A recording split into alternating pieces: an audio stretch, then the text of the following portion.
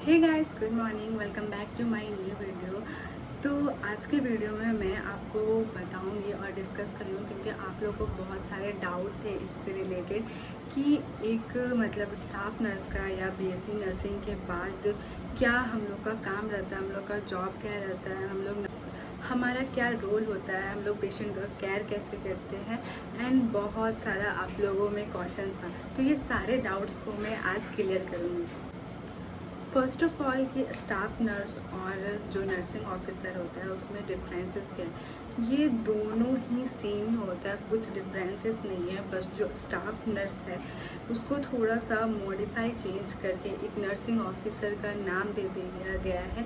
दोनों same designation में है, जिसको आप पोस्ट बीएससी नर्सिंग के बाद अप्लाई करके आप इस पोस्ट में जॉब कर सकते हो, या तो अगर आपने जीएनएम किया है तो उसमें 2 साल का आपका एक्सपीरियंस मांगता है, उसके बाद आप इस डिजिग्नेशन के लिए अप्लाई कर सकते हैं। अब बात करते हैं कि हमारा क्या क्या शिफ्ट चलता है। ठीक है, तो हमारा ऐसा सारे हॉस्पिटल का अलग अलग प्रोटोकॉल्स एंड अलग अलग टाइमिंग होता है। तो मैं अपने यहाँ का बताऊँ तो 4 शिफ्ट चलते हैं। मैक्सिमम सारे हॉस्पिटल में 4 शिफ्ट चलते हैं, बट टाइमिंग थोड़ा सा किसी का ऊपर नीचे होता है। ठीक है, तो हमारे हॉस्पिटल का जहाँ पे मैं अभी ड्यूटी कर रही हूँ वहाँ पे 4 शिफ्ट चलता है। ए शिफ्ट, बी शिफ्ट और सी शिफ्ट। ए डे, आफ्टरनून वाला एंड नाइट वाला एंड जनरल शिफ्ट चलता है। ठीक है, तो ए शिफ्ट का जो टाइमिंग होता है हमारे यहाँ वो 6 to 2 PM का होता है, 6 AM to 2 PM।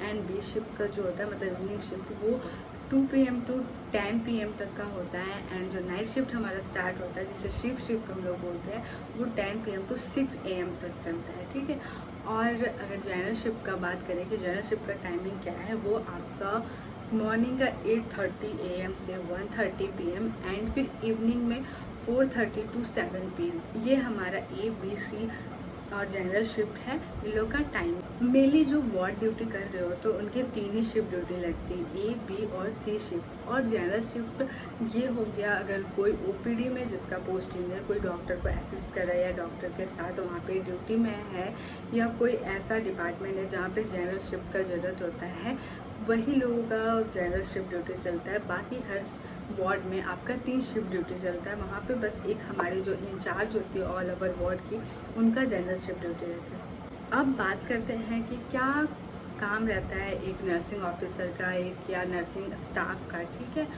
तो नर्सिंग ऑफिसर या नर्सिंग स्टाफ का बहुत सारा काम रहता है। और बोला जाए तो जो मॉर्निंग शिफ्ट ड्यूटी रहता है ना, उसमें ज़्यादा काम रहता है, क्योंकि उस टाइम ओपीडी के पेशेंट आते हैं, वाइटल स्टार्टिंग करना है, मेडिकेशन करना है, बस हमको इंजेक्शन लगाना ही नहीं, पेशेंट को केयर करना है। मॉर्निंग का काम ना बहुत ही हैक्टिक होता है, राउंड्स वगैरह हो रहे हैं एंड बहुत सारा काम होता है। इसके एज अ कंपेरिजन जो बी शिफ्ट ड्यूटी होता है और नाइट शिफ्ट में थोड़ा सा रिलैक्सेशन होता है मॉर्निंग शिफ्ट के अगर बोला जाए तो, क्योंकि मॉर्निंग शिफ्ट में बहुत सारा काम, कैथराइजेशन केयर हो गया, बेड मेकिंग हो गया, पेशेंट का वाइटल्स जो राउंड होगा मॉर्निंग में 9 या 8:30 AM से राउंड स्टार्ट हो जाते हैं, तो उससे पहले आपको सारा कुछ रेडी करके रखना है। बी शिफ्ट में एज वेल वैसे ही राउंड होता है, मेडिकेशन करना रहता है। सी शिफ्ट में आपका चार्टिंग हो गया, फिर मेडिकेशन हो गया, फिर मेडिसिन पैक करना है, पेशेंट को देना है मॉर्निंग के लिए, उनको बताना है, फास्टिंग रहना है। नेक्स्ट डे अगर जैसे ब्लड सैंपल किसी का जाएगा, यूरिनेशन के लिए सैंपल जाना है तो वाइल देना है। ये सारा कुछ आपका इवनिंग शिफ्ट में ही समझा दिया जाता है पेशेंट को। अगर बोला जाए कि एक नर्सिंग का रोल क्या होता है, तो बहुत सारे रोल होते हैं। ये आप एक फंडामेंटल जो बुक होता है हमारा नर्सिंग का, उसमें एक चैप्टर ही दिया गया है नर्सेस का रोल के बारे में। तो सिर्फ हमें मेडिकेशन करना ही नहीं होता है, एक नर्सेस का बहुत सारा पेशेंट को केयर करना है। डॉक्टर जो एडवाइस करके गए, ट्रीटमेंट जो लिख के गए, उसको फॉलो करना है, पेशेंट का ध्यान रखना। और कई टाइम में ऐसा भी होता है कि जो पेशेंट अटेंडेंट होता है या पेशेंट होता है वो ना डॉक्टर से उतने अच्छे से बात नहीं कर पाते हैं, अपना प्रॉब्लम नहीं बता पाते हैं। तो वो सब जितने अच्छे से हम लोग को बताते हैं ना, वो उनसे ज़्यादा बात नहीं कर पाते, क्योंकि डॉक्टर्स बस वो टाइम पे आएंगे, राउंड करेंगे और चले जाएंगे। ज़्यादा टाइम तक तो एक नर्सेस ही रहती है ना पेशेंट के साथ, तो उन लोग ज़्यादा ही कांटेक्ट में रहती है। तो बहुत सारा मतलब डील करना होता है हम लोग को पेशेंट से, पेशेंट पार्टी से। कई बार तो हम लोग इरिटेट भी हो जाते हैं क्योंकि एक ही चीज़ को रिपीटेड पूछा जाता है, लेकिन बोला जाता है ना नर्सेस वही उसी को बोला जाता है जो पेशेंसली काम करते हैं, ठीक है। बहुत पेशेंस से हम लोग को काम करना पड़ता है। तो ये बहुत सारे हमारे रोल होते हैं, बस इंजेक्शन लगाना ही हमारा काम नहीं होता है। तो बोला जाता है ना बहुत ही वास्ट होता है हमारा जो नर्सिंग कोर्स बोला जाए या नर्सिंग जॉब बोला जाता है, वो हर कोई नहीं कर पा, मतलब हर कोई नहीं कर सकता है, पॉसिबल नहीं है हर किसी से करना।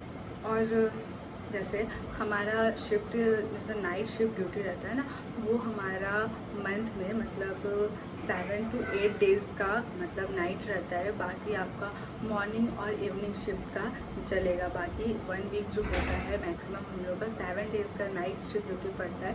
उसके बाद नाइट ऑफ मिलता है। और कोई कोई जगह में जो कि बहुत ज़्यादा ही जैसे ICU, CCU, कैजुअल्टी, ये सारे में 3 डेज़ या 4 डेज़ का नाइट शिफ्ट चलता है। बट मेनली जनरल वार्ड जो रहता है, मेडिसिन वार्ड रहता है, उसमें 7 डेज़ का हमारा नाइट शिफ्ट ड्यूटी रहता है। उसके बाद हमको नाइट ऑफ मिलता है। तो ये हमारे हॉस्पिटल का प्रोटोकॉल है।